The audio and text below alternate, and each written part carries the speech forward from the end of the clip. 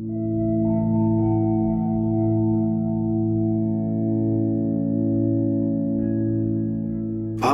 and welcome to AudioQuest. I hope in the coming minutes that you'll be entertained and come away with a little more perspective on AudioQuest and maybe on all of audio and why it's such an interesting arena.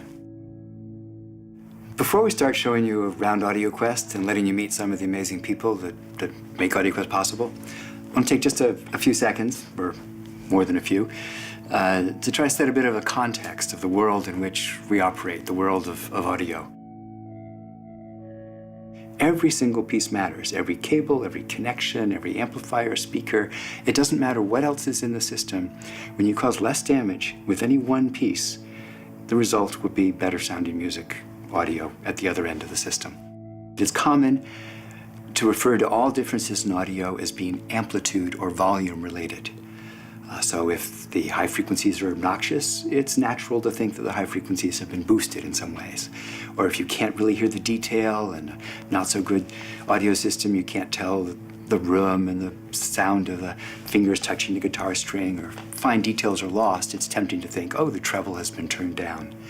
That is almost never the case. It is possible for the amplitude to be different, one headphone to another, one speaker to another. But pretty much the dominant mechanism that causes this either apparent loss of information or apparent boost of energy is really just time relationship differences. So we have microphones, and then we have computers, and the computer processes that information and does the best it can to make an internal view of the world, whether it's what our eyes do or what our ears have perceived. So while it's normal and correct and reasonable to talk about, oh, that sounds bright and that sounds dull, it's very important to keep the sounds like, and never to think that just because it was dull, that meant it had no treble, or just because it was bright and irritating, it meant that the treble was boosted, because that will lead to some potentially compensating coloration and a system that really isn't very good, because sticking one Band-Aid on top of another or a Band-Aid over a cut is not as good as just being healthy to begin with.